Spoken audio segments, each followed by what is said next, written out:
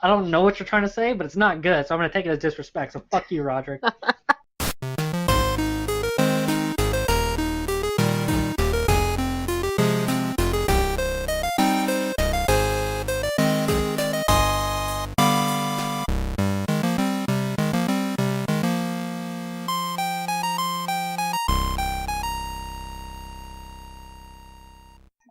Hey guys, welcome back to another episode of the Glass Candle Podcast, where we look at what is, what could be, and what will come in the world of Ice and Fire. I am one of your co-hosts. My name is Arik. And I'm Lillian. And today we're going over Bran Chapter 7 in A Game of Thrones. We admin over at the A Song of Ice and Fire / Game of Thrones ASOIAF.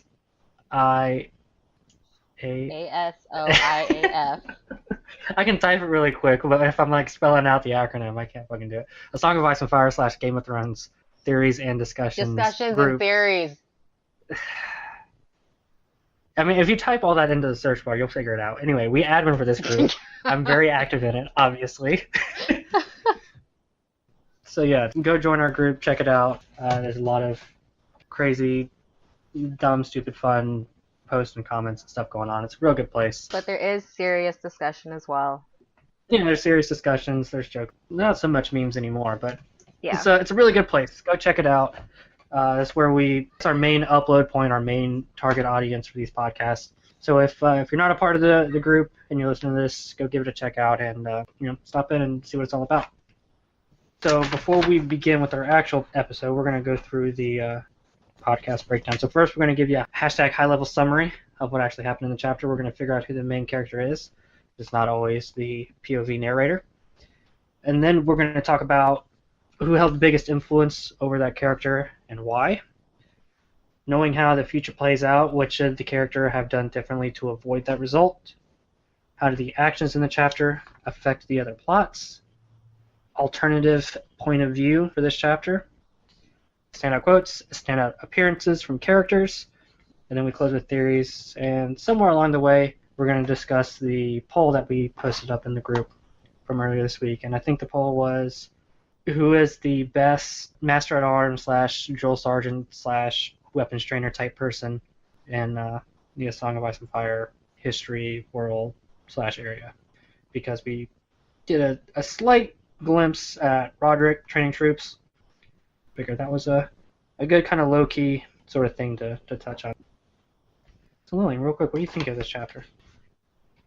I think there's a lot of foreshadowing in the chapter, and I think there's some interesting parts. For myself personally, Bran as a whole throughout the series is kind of slow-moving and boring, but there is a lot of good information in his chapters. It's a good bit of a history lesson. I know a lot of people picked up the series later, and like I picked it up after the World of Ice and Fire came out. So like a lot of these like history details that come up in this chapter, I could just be like, I'll figure it out whenever I read the World of Ice and Fire. But for the people who were reading this like when it came out and before the World Book came out, this probably would have been like a really cool glimpse into like the history of this whole universe. You know, hearing about Krieg and Stark and the Dragon Knight, and you're just like, what the fuck happened here? A Stark fought a Targaryen? Like, this is really like, I want to know more about this. And then you don't get it for what, 8 years, 10 years until the World Book comes out or whatever the fuck. Way later than that. And then the whole the Pact and the First Men fighting the Children of the Forest and all that other stuff. So it would have been really cool if you didn't have the World Book, but since you did have the World Book, and like if you after you read through a Game of Thrones and you get all the way to a Dance of Dragons, you kind of forget that this was mentioned and all the hype kind of falls out of it. Oh, side note, it was 18 years between A Game of Thrones and the World of Ice and Fire. 18 years. 18 fucking years. You could have had a baby, and then you could the move baby out of left the and went to house college. before you actually figure out anything that fucking Krieg and Stark did. Oh, jeez. Yeah, George R. R. Martin, he's really on this stuff. Leave him alone. So anyway, talked in circles for a minute, so here comes your hashtag high-level summary. So we open with Bran watching Roger Cassell training a bunch of scrubs in the yard, showing us that Winterfell doesn't have much fighting men anymore. Ned took some of them, Robb took most of the rest, so they're down to the bare minimums here. Bran tells Luwin he had a dream about talking to Ned in the crypts. He wants to go down, so Luwin and Osha take him down. Bran gives us a brief hashtag high-level summary, just like this one, on some old dead Starks like Cregan and Torrin and Brandon and a couple of other people. 5 more Brandons. Shit ton of Brandons. It's a recycled name. So they find Rickon down there in Ned's empty tomb, and Shaggy Dog jumps out and attacks Luwin. Summer comes in, saves the day, and then they all head up to the Maester's Tower. Oh, Rickon had the same Ned dream too. That's why he was kind of down there. He was just like, no, Dad's down here. I'm going to see him. So anyway, they retrieve everybody. They go back up at the tower. Luwin tells his own hashtag high-level summary to the boys and us about the war between the First Men and the Children. Osha kind of injects, in her own opinion, a couple of shit about like the stuff that Luwin kind of like plays down as like not being true. She's like, no, that's definitely fucking true, and Luwin gets really aggravated with her a bunch. It ends with Luwin receiving a raven, and it's carrying news of Ned's death. He says it in a like this weird, awkward way, like, "Oh, we gotta find somebody who knows what your dad looked like." So yeah, so it's mostly just a giant history dump in this chapter. And like I was saying before, because we had read that stuff in the World of Ice and Fire, seeing it come through in the book, you're just like, yep. A lot of historical exposition, kind of, sort of. I'm not a big like literary critic to where I can say like if it was portrayed in a good way or not. It was just, this is stuff that happened before. This is what this Stark did. This is what this Stark did. And Bran has a bit there at the end where he's just like, the Raven, it's the three-eyed Raven. But that's the main gist of what goes on here. Do you have anything to add there, Lillian? Did I miss anything? Yeah, you actually missed what Bran's dream was about. So we should probably clarify that Bran and Rickon had the same dream about Ned being dead and being in the crypts. So it's probably an important detail we should include. Okay, so main character is Bran, right? Yeah, I don't see how it could be anybody else. I mean, like, with all the historical dump, you could say the main character is history, I guess, but that doesn't, like, label it down to character. It's about Bran confirming or disproving his dreams, kind of, and then at the end it's like, nope, his dreams are real. It's like a half a chapter of foreshadowing, except we already know that Ned's dead, so... So our next point is who had the biggest influence over the POV character. And for me, I had it as the three-eyed crow, basically sending these dreams to Bran, whether or not you can consider it prophetic, like, did it happen before Ned was dead? Did it happen afterwards? But basically, those dreams are what triggered Bran into wanting to go down into the crypts and leading everything in this chapter. Yeah, I definitely get it that the dreams is what led him down there, which pretty much became like the avenue for all of our historical exposition. I actually had Luwin as the main influence. He's the one that gives Bran the info on the Dawn Age. He interprets his dreams and kind of like adds his own interpretation to them, since the crow just kind of, or the raven, whatever the fuck it is. I always mix them up, show them both. Crow. But Just Blood think Raven, of it. Well, think of it as Blood the opposite Raven. of Blood Raven. They don't call him Blood Raven in the show. They just call him the Three-Eyed Raven. Right. So it's Blood Raven, and he's the opposite word, the Three-Eyed Crow. Yes. So the Three-Eyed Crow sends him his dreams, but Luwin is the one that interprets it and explains it to Bran, however much of a non-believer that he is. You know, he controls the setting. Bran doesn't go anywhere that Luwin doesn't lead him to. So I have it as Luwin being the main influence over Bran, but really, like, there's not a huge amount of things that Bran's influence over. You know what I'm saying? It's a straightforward chapter. So next we're going to jump over to alternative action. So what Bran could have done differently, or in addition to what he actually does. So I said he could have talked to Osha after he talks to Luwin, and be like, hey, you know, like, Luwin didn't seem to appreciate your interjections there, so what's some cool shit that you can tell me that Luwin, like, got really annoyed at? Because she seems to know some shit. There's a couple of instances where Luwin's just like, hey, and, you know, this is kind of like bullshit, and Osha's like, actually, not really. And he's just like, shut up, woman. Mentions that she should be, like, back in chains or some shit like that for talking nonsense. So Bran could have been like, hey, just because, like, I'm being like a rebel little boy, like, tell me the stuff that Luwin doesn't want me to know. And it would have been more exposition dump for us. And then we could compare, quote, learned Maester from the Citadel's accounts with a wildling mythology accounts of the whole thing and could decide for ourselves what's real and what's not.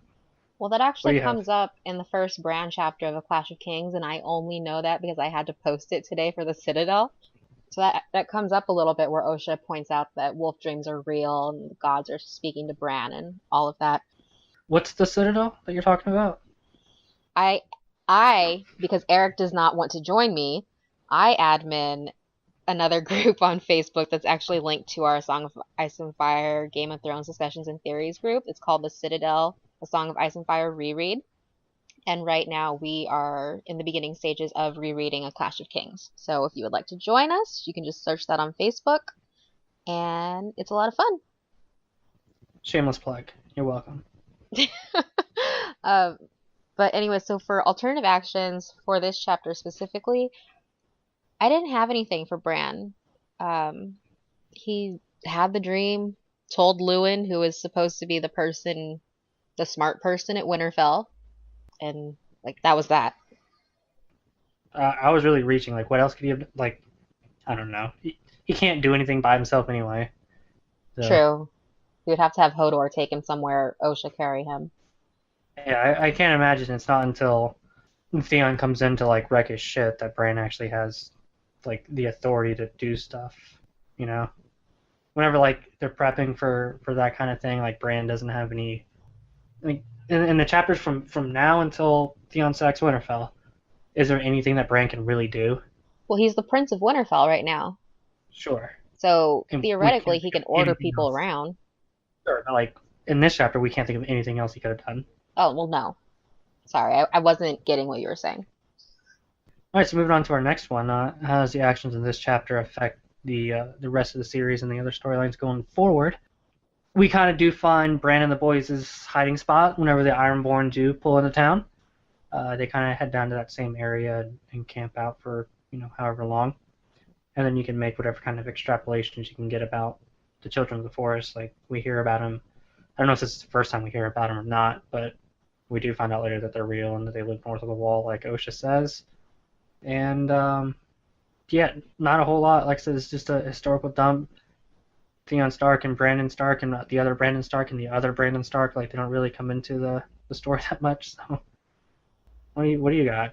I still think it's weird how there's a Theon Stark and that was Theon Greyjoy's namesake. It's just Yeah, I know. it's like how does Like that Bael's play like, I'm out? gonna name my boy after a Stark. Yeah, There's it's only kind two of weird. Theons we have ever heard of in the whole compendium, and it's So Greyjoy and the Hungry Wolf guy. maybe there's a story behind that. I doubt Would it we'll have been ever get like an answer. really funny if like Brandon the Shipwright was actually Theon the Shipwright?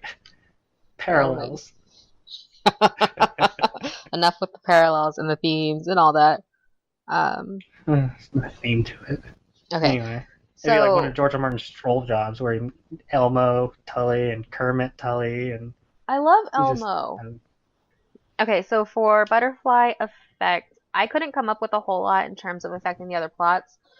I just came up with more things that kind of affect Bran down the road, opening up the possibility of the three-eyed crow actually being all-knowing because Bran was very hesitant to, I guess, allow the three-eyed crow into his mind, basically. He was fighting it, and this kind of proves to him that what the three-eyed crow is telling him is true.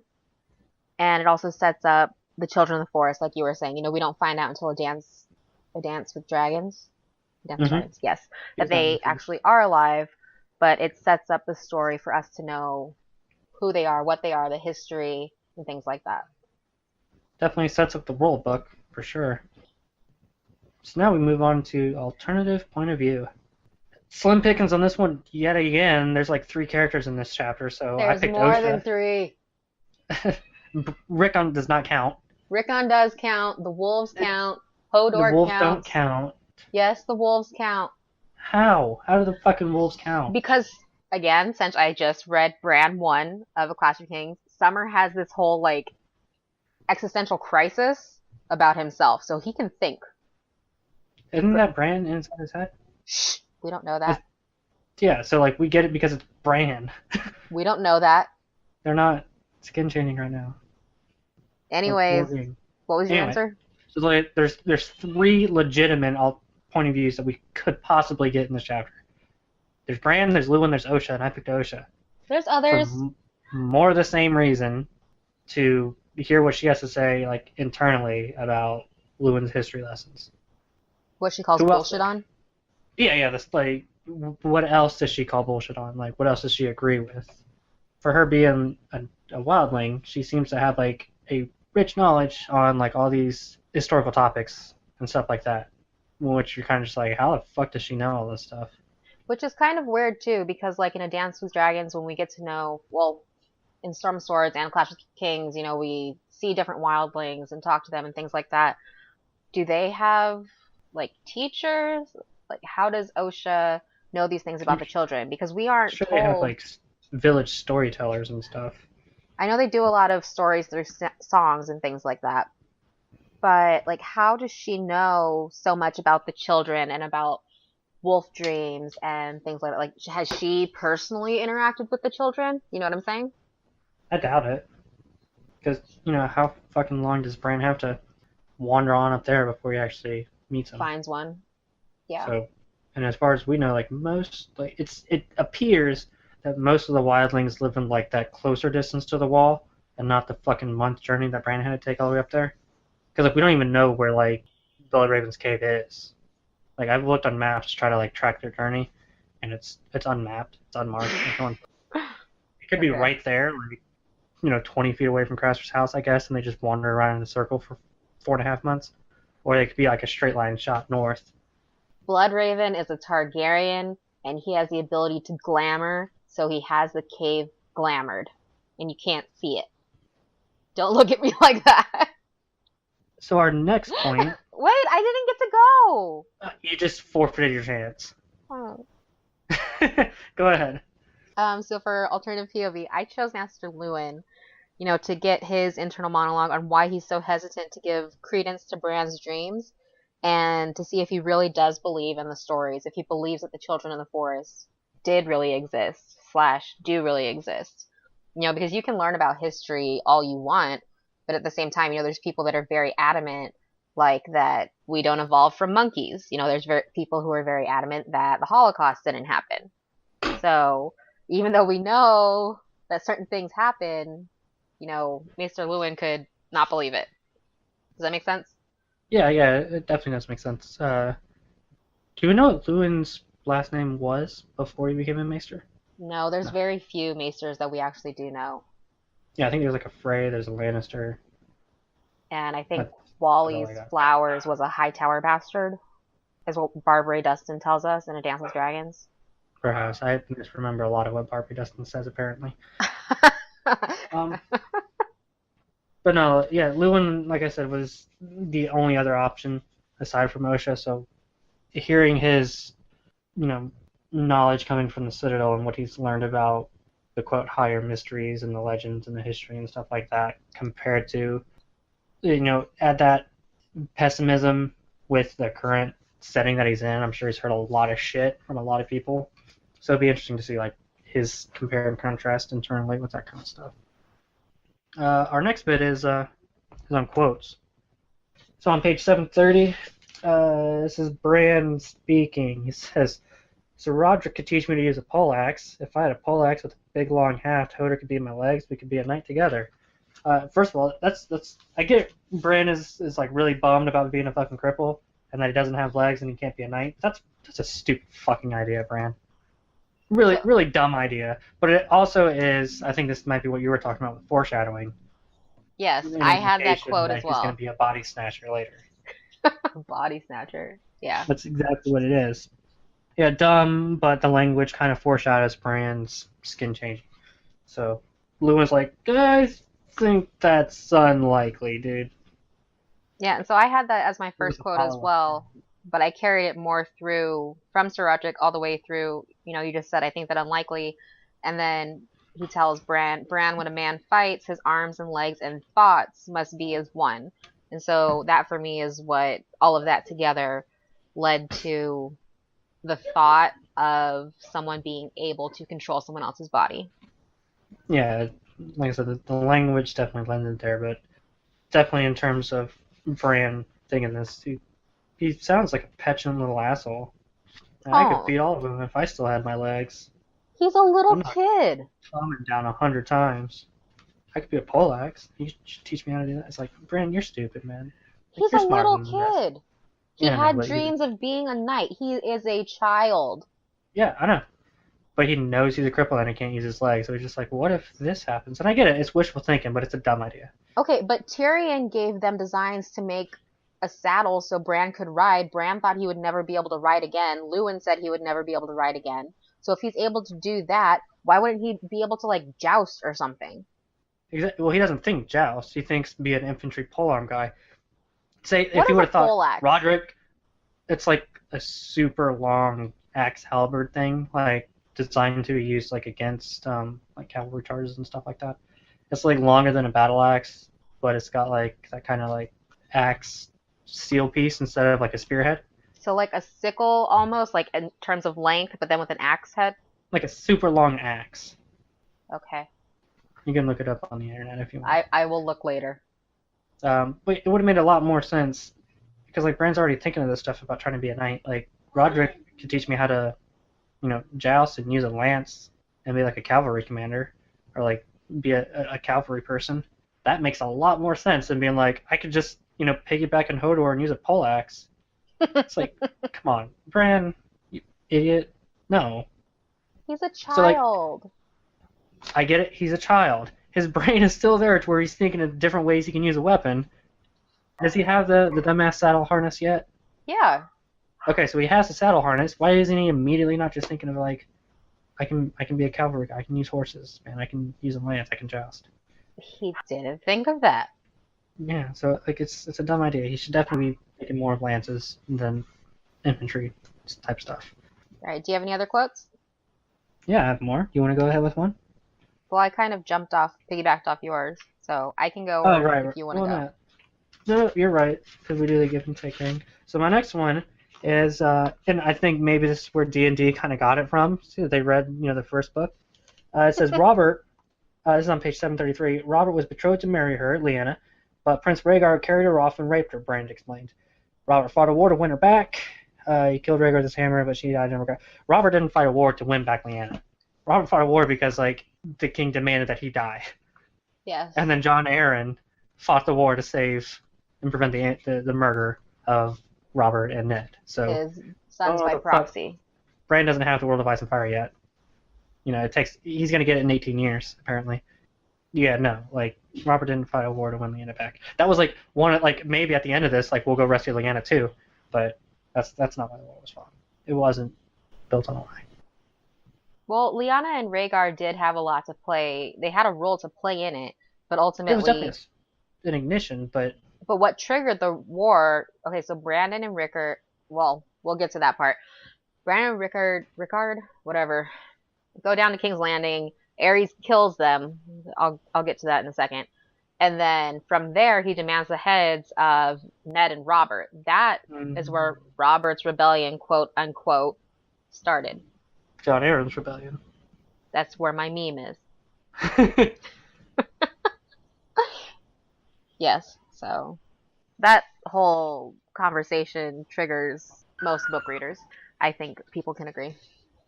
My next quote is 733 as well, and this is in the middle of Bran's history dump, like you were saying, about all of the Kings of Winter, all of the old Starks that are buried in the crypts, and specifically when he gets to his grandfather. And there's my grandfather, Lord Rickard, who was beheaded by Mad King Aerys. What the fuck is that? Wrong. He gets burned alive. He's roasted in his armor. And I've seen people say, it was a mistake on George's part because it was like his original outline had a different story, or I don't know what the fuck. Isn't it already said earlier in this book that like the details of how they died? Probably. I don't remember. No, yeah, I think it is because Robert is talking to Ned. Yeah, and when Robert's going on about his hatred for Targaryens, he says, the Mad King burned your father alive. So Bran doesn't know his history, and Luwin didn't correct him. And I've seen the fandom rationalize it like, oh, they didn't want to tell Bran like the gruesome reality that his father that Rickard was, burned alive and Brandon choked himself to death trying to free him. But they did happen to tell him that his aunt Lyanna was raped by Rhaegar. Yeah, I was really So, surprised that an 8-year-old like, child knows rape. like, we don't want to gross him out too much and tell him that his grandfather was burned alive. But your aunt was raped, kidnapped, and raped. Yeah. But let's like no, like that's some odd parenting on Ned and Kat's part, as they're just like, we don't want to scare the boy too much. His aunt was raped, but his granddad was beheaded. That's okay. And see, I don't even think that being set on fire, like roasting in your armor, fine. He didn't need to know the details, but the fact that he was burned by wildfire, I think that would have been suitable. Maybe they didn't need to go into detail on how Brandon died.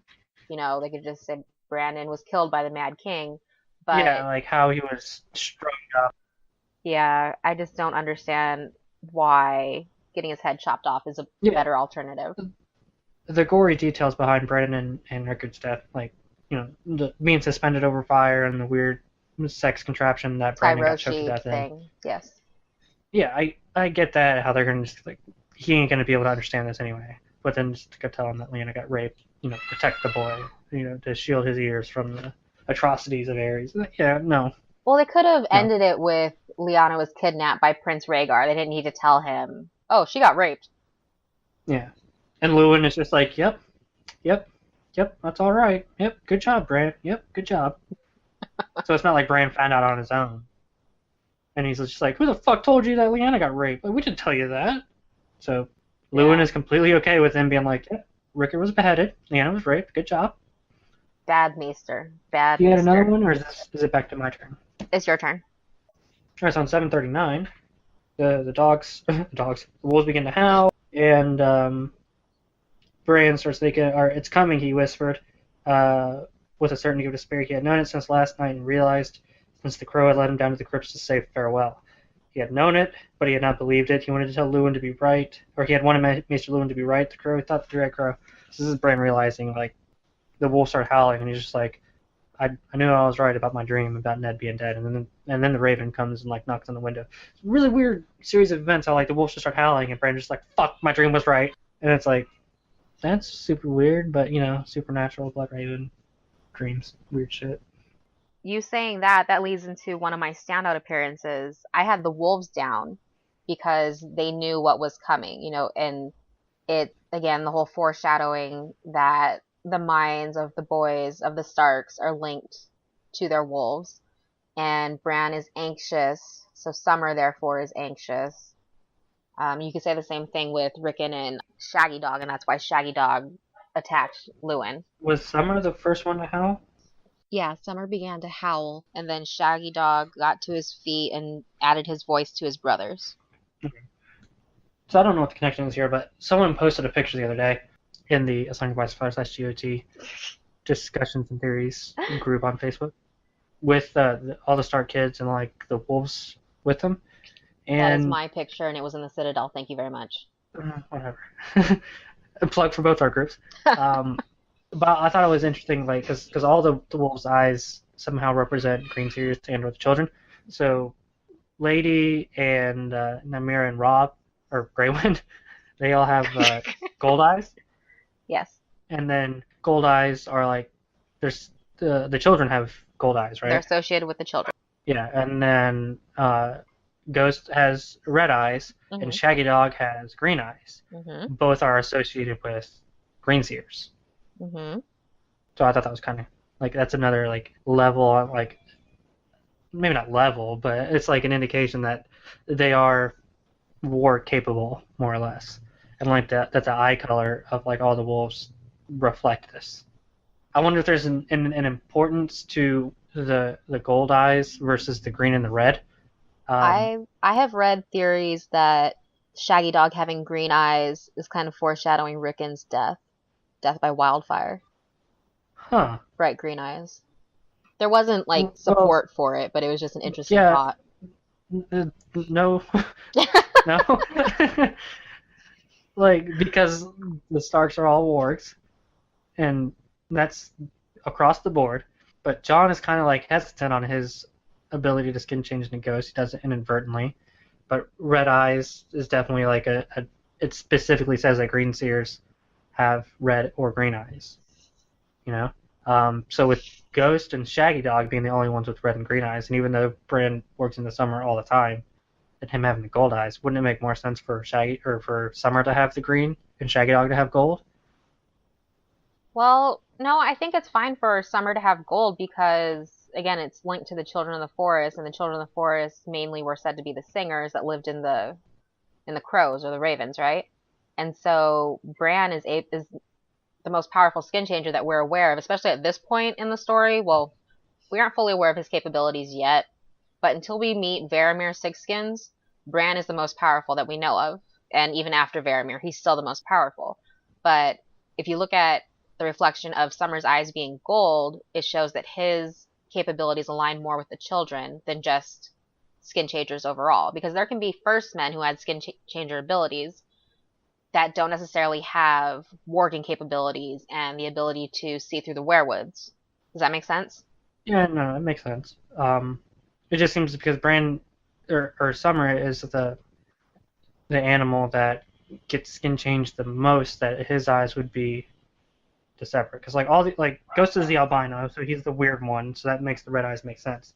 And then all the other wolves are normal, but Summer has the green eyes. Shaggy You know? Dog has the green eyes. Or fuck yeah, Shaggy Dog has the green eyes, and Shaggy Dog's the only one that's black.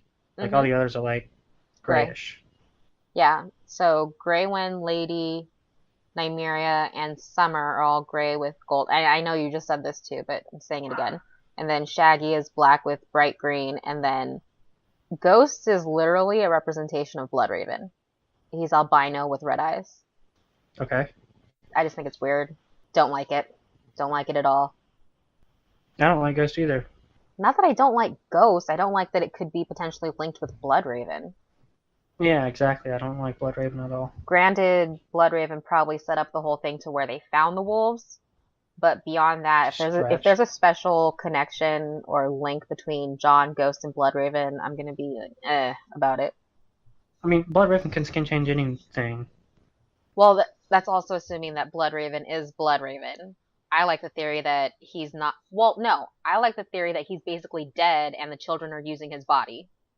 Oh yeah, yeah. His consciousness is still floating around there, but I think it's been corrupted to the point where he's lost track of himself, and he doesn't have his own like thoughts and motivations now. Like his mind has been so corroded away to where it's basically just in line with the singers, He's more as just a like an conduit. unwilling slave. Yeah. So Yeah. like his body is there, but whether that's actually Bloodraven speaking or if Yes. it's like a children speaking, because like he's old as fuck, and like 150. he's not getting the proper nutrients through a fucking werewolf tree to keep his body alive. You don't know that. Werewood paste could have some magical properties. Yeah, to keep your body like alive, but not keep yourself. Does that make sense? Yeah, Like, I know what you're saying. because like he doesn't move, It can so sustain you, but it can't, like, yeah, like keep you in a living state, basically. yeah, he's like I don't want to say brain dead because obviously he's not brain dead, but like he's on life support basically. Yeah, I get what you're Like, saying. I think he was like tricked into going there. He was tricked in, and they were just like, you can like control everything, like all your great schemes and stuff. You can just control everybody. And you're just like, dope. Let's fucking do this, and then I can kill Bittersteel one more time. Oh, fuck And off. then he got plugged into the Matrix there, and you're just like, I didn't sign up for this shit, and now he's like a Thrall. Basically. I think that's the ideal situation for both of us because we are so Fucking anti-Bloodraven hate Bloodraven. that we want it to be that he went and he's basically the downfall of his own family because he was trying to do whatever the fuck he was trying to do. Because I think he is responsible for Summerhall. I could care less if he's responsible for Summerhall. I think it'd be funny, like if this asshole like ended up killing and almost destroying his entire line. That'd be great. But I hate Bloodraven for what he did while he was quote alive, like as a person. He's a remorseless kinslayer. He breaks the law. He lies, and he does it behind this whole shield of I was doing it for the good of the realm, and like that's not a valid excuse or reason for me. Like when this one dude, like when Damon the Ninth Blackfire, whoever the fuck, was just like, I hear you guys are having a great council. Can I come? And then like we can try to get over this stuff peacefully. And Bloodraven was like, Sure, bro. Come on. We're definitely not going to kill you as soon as you step off the boat. Yeah, And that he's was a like, dick move. dope. Hey, Aegor, I'm going to do this. And Aegor is probably just like, the fuck? No. And he's just like, no, yeah, I'm going. And Aegor's like, dude, you're going to die. And he's like, Bloodraven said I wouldn't. And then I'm sure they fought about it for a long time. Aegor wasn't just like, all right, yeah, you can go fuck off. I don't care about you. I want to keep this over for myself. Not a thing. So I'm sure they fought about it for a while. And then the dude showed up and just like, cool, let's do this stuff peacefully. And Bloodraven's like, I got your head. And then, he kills Daemon dishonorably. He kills, his kids Daemon's one by sons. one. Yep. Yeah, he's a prick. He's a fucking scumbag, man. Daemon obviously had like a certain sense of morality and chivalry, I guess, to him because he didn't just like stomp all over Corbray's body like after he killed him or mortally wounded him. I don't even know if he actually killed. Like Corbray died due to his wounds for sure. Fuck, probably even from one of Bloodraven's arrows. Like they launched like so many arrows like right there on the scene. Yeah, And how Bloodraven are probably they killed gonna Corbray control where they went? too. I mean, he controlled them with magic, right? Yes, he controlled all of the Raven's Teeth's arrows. But yeah, so Corbray could still be alive. He could have been healed, but because Bloodraven ordered that volley, Gwen Corbray's dead now. But no, he's like how many times Kinslayer, and he shows like no remorse over it. I have like this entirely wild speculation on Sierra Seastar, how they were all buddy, but as soon as the Blackfire Rebellion broke out, we don't hear shit from her. So I have this whole idea that he was using her because he's like, you like magic? I like magic. Let's do magic together. And then he used her for some kind of weird shit, whether it's to impregnate her with Mel so he can create like a super green seer or whatever. But for all we know, she fucks off from the rest of history. So I had this idea that she was just like, oh my god, you fucking freak, you know.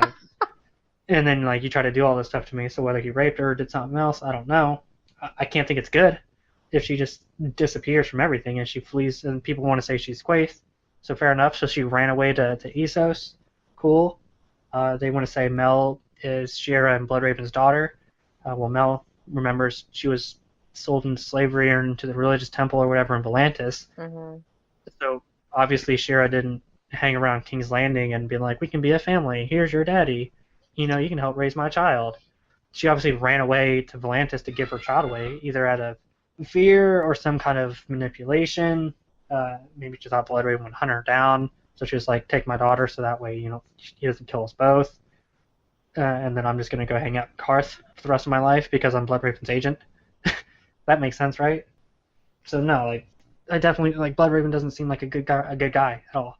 And like everybody around him, there's the whole theories on his single-handed destruction of Darren's line to narrow it down to Egg to be king. So I don't know if you want to directly or indirectly credit that, those deaths to him, but he's not a good person. No, he's not. He's not good. And granted, Bittersteel waged war and like caused like a bunch of deaths too, but we like him. Well, I mean, like, I think there's a difference between like fighting a, like, in your mind, like a righteous cause versus deliberately and dishonorably like killing people out of spite and political ambition. Yeah, I totally get Even that. though that's exactly what war is, deliberate cause and political ambition. But it lines up differently in my mind. Yeah. One is sneaky and the other is forthright. Again, murder is murder. Killing people is bad. But whenever you attach like all the asterisks to it, one way of murder seems better than the other, I guess. Who do you have for standout? Couple of things here. Roderick is like a PG version of Alistair. So when he's drilling his guys, like he says like a lot of like Disney-rated insults at him, compared to what Alistair Thorne says to the Night's Watch guys. Calls them a goose and a porcupine. Yeah. Am I offended by this? I'm offended because I don't know what you mean. Like, you call me a fucking goose. Like, I don't know what you're trying to say, but it's not good, so I'm going to take it as disrespect. So fuck you, Roderick. But anyway, so that kind of led to the poll. I will say, though, that I am disappointed with the results. Our options here for who is the best drill sergeant, weapons trainer, master at arms in the history of Song of Ice and Fire. We had Barristan Selmy for his training and stuff of the boys and Marine. I'm sure he might have trained a couple people here and there, but we only really know of him training the rabble and Marine, and he ends up knighting 2 people. The red donkey or whatever is the kid's name, and then like Tummet or something like that. Not Timid, but like Tumho. Red Lamb I is have Red no Lamb, idea. not Donkey. Red Lamb because he's a Lazarine, and then another guy who starts with T. Red Lamb, he says, is the best natural swordsman since Jaime Lannister.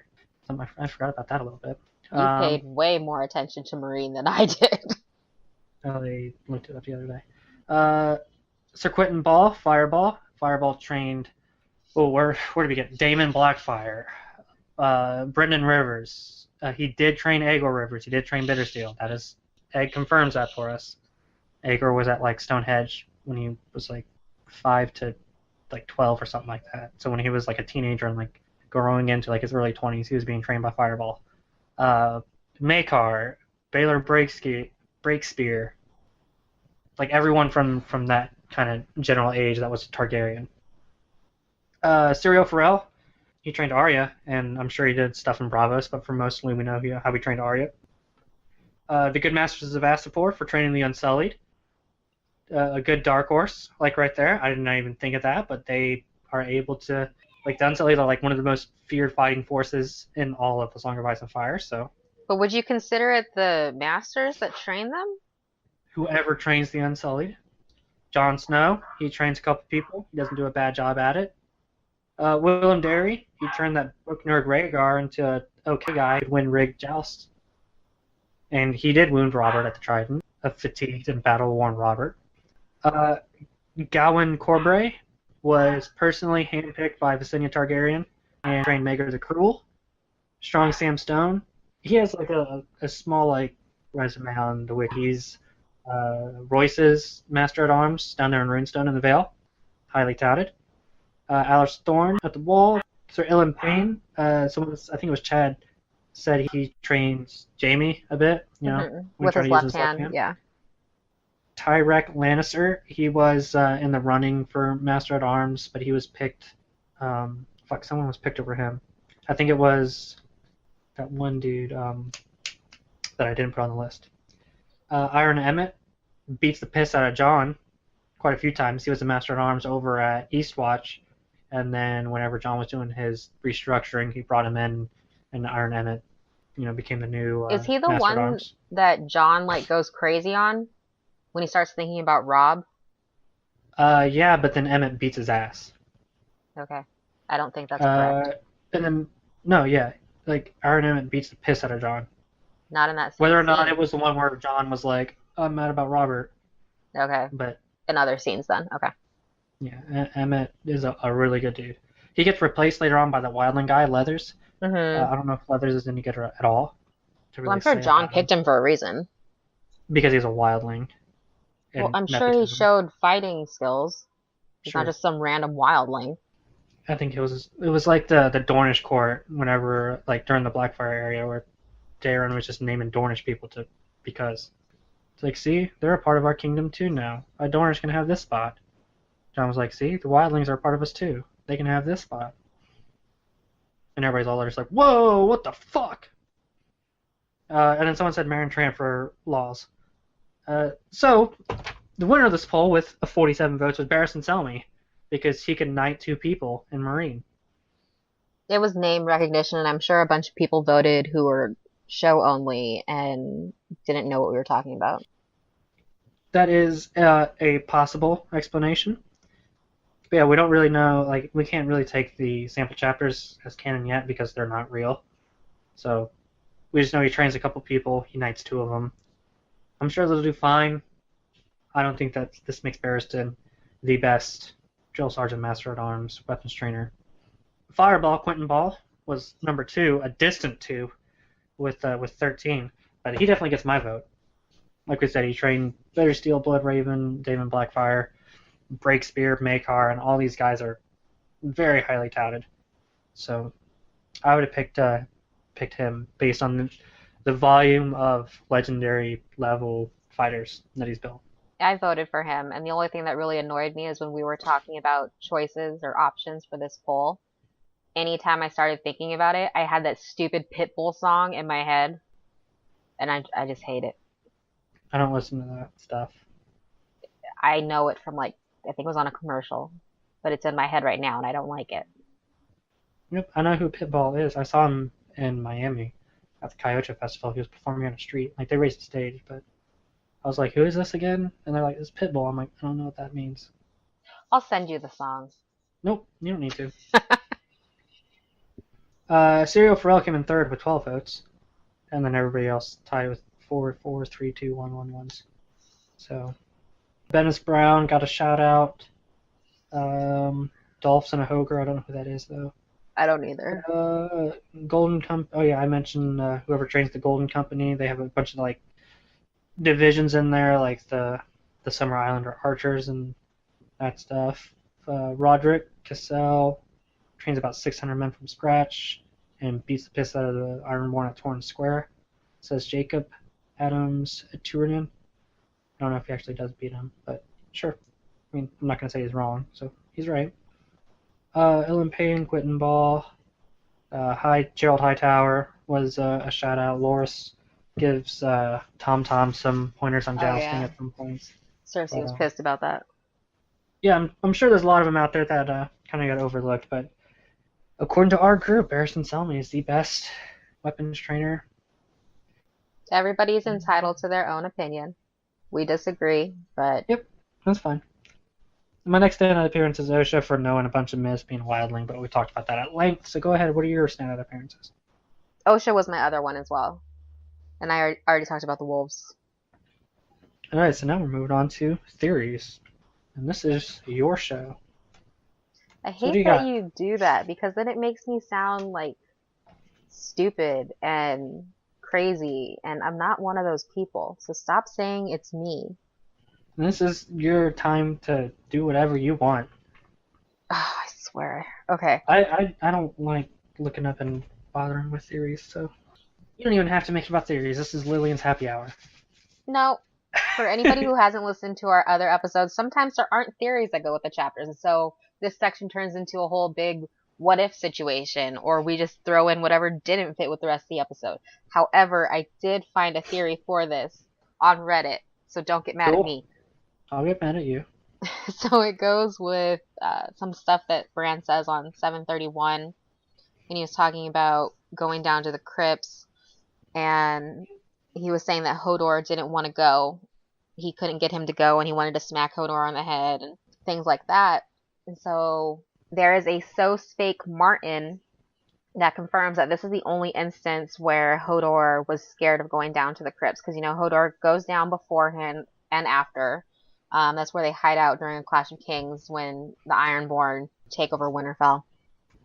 So a couple of options that I found on Reddit for why he didn't want to go. The first one was that he senses Bran's anxiety like a dog. So like the same thing how I said earlier, how Summer kind of sensed the anxiety in Bran. The next one is that he sensed Ned's spirit. So Ned was already dead, and so his spirit was now in the crypts with the rest of the Kings of Winter and the Lords. And the third one was that he sensed dark magic now that the others are loose, basically, and that is somehow connected to the crypts of Winterfell. The others are already loose, and he went down before and after this, so... I don't agree with any of it. Okay. It was on Reddit. Cool. That's Hodor not going down there has no bearing on any of the plot, so it just makes Luwin gets his armpit up.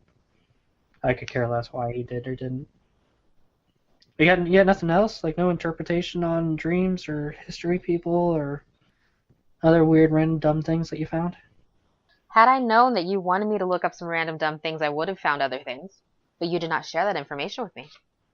Yeah. Sometimes taking the initiative is a good thing. So... I'm sure you guys can tell so much how we fucking hate each other. The way we talk to each other. They'll find out when we do a Sansa read-through in Clash. God. Should we do Sansa first, so we get like 3 episodes in and then just decide to cancel the fucking podcast altogether? That would be bad. We're picking up traction. You want us to just fucking fight? We're gonna fight and not want to do it together anymore. Yeah. You're gonna kick me off and find someone else. Replace each other and then just keep doing our own rivalry podcast with like 2 different people. No, that's not happening. what do you got coming up next? All right, so coming up next, we have Tyrion 9. And in that chapter, that's where Tywin sends Tyrion off to King's Landing to try to put Joffrey in check. That's the fallout from Tyrion's little skirmish in the Vanguard at the fort, right? Yes, and Jaime has been captured, so Tywin's just pissed off that Joffrey took Ned's head, because there goes that bargaining chip. Dope. Sounds like it's going to be a lot more fun than this chapter. this chapter. But yeah, so if there was glaringly obvious things that we missed talking about in this one, go ahead and comment on this post and A Song of Ice and Fire /GOT Discussions and Theories group on Facebook. And yeah, we're gonna blast this out on Twitter, on Facebook, on YouTube. Yeah, we're gonna get that maybe up soon. Yeah, on YouTube. So we had a couple of people who said they couldn't watch or listen to it on SoundCloud. So we'll have the audio file uploaded on YouTube with just like some blank picture, some shit like that. So if you guys like this, give it a like, and give it a comment, give it a retweet, give it a thumbs up, subscribe, or whatever the fuck things do in social media. And get excited for Tyrion coming up next. That's it for me. See ya. Thanks, guys.